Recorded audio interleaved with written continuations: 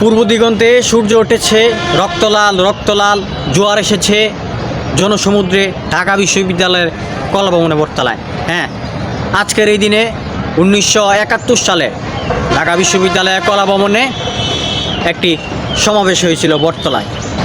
সেখানে প্রায় বিপুল পরিমাণ জনসমাগম উপস্থিতি আমরা সেই সময় আমাদের বীর মুক্তিযোদ্ধাদের কাছ থেকে কম বেশি অনেকেই শুনে থাকি।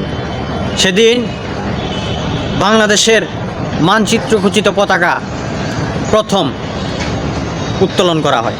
সেই পতাকা উত্তোলন করেন তখনকার ঢাকা বিশ্ববিদ্যালয়ের সাবেক ডাকসু ভিপি আসম আব্দুর রব, এবং তিনি এই পতাকা বটতলার সমাবেশে সেখানে উড়ালে সাধারণ মানুষ দেখবে না, তো সেই কারণে উনি উনার ঢাকা বিশ্ববিদ্যালয়ে ডাকসু নেতৃবৃন্দ এবং রাজনৈতিক কর্মীদেরকে নিয়ে তিনি কলাভবনের দক্ষিণ পশ্চিমাংশে গাড়ি বারান্দার ছাদে সেখানে তিনি এই পতাকা উত্তোলন করেন।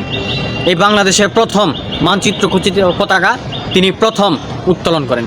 সেই পতাকা উত্তোলনের পেছনে মূল ভূমিকা রাখেন তখনকার ঢাকা বিশ্ববিদ্যালয়ের ডাকসু নেতৃবৃন্দ এবং রাজনৈতিক কর্মী, বিশেষ করে আব্দুল কুদ্দুস মাখন, নূরে আলম সিদ্দিকী, সিরাজুল আলম খান এবং অন্যান্য রাজনৈতিক নেতৃবৃন্দ।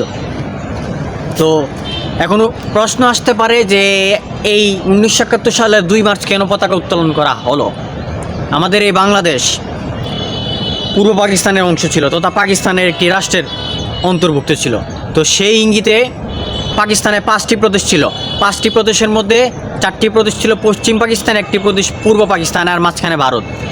তো এই পূর্ব পাকিস্তান পশ্চিম পাকিস্তানের কাছ থেকে নানাভাবে নিপীড়িত লাঞ্ছিত হচ্ছিল। এই কারণে আমাদের যে বাংলার মানুষরা তারা এই অধিকার আদায় করার জন্য বিভিন্ন আন্দোলন, বিভিন্ন সংগ্রামের মধ্য দিয়ে এগিয়ে যেতে থাকে এবং তারা সর্বশেষ একটি স্বাধীন দেশ অর্জন করার জন্য প্রস্তুত হয়। এবং এই যে পতাকা উত্তোলন করা হয়, এই পতাকা উত্তোলন করাটা সে সময় এতটা সহজ ছিল না, কারণ সে সময় ছিল পাকিস্তান রাষ্ট্র। কারণ একটা পতাকা উড়ানো মানে দেশবিরোধী চক্রে লিপ্ত হওয়া।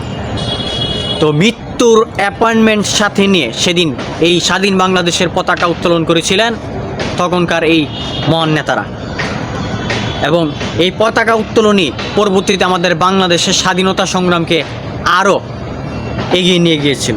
এই স্বাধীন বাংলাদেশের এই পতাকা আমাদের একটি জাতি, একটি মানচিত্র এনে দিয়েছিল 9.5 মাস রক্তক্ষয়ী মুক্তিযুদ্ধে, যাদের আত্মত্যাগে আমরা একটি স্বাধীন রাষ্ট্র পেয়েছি।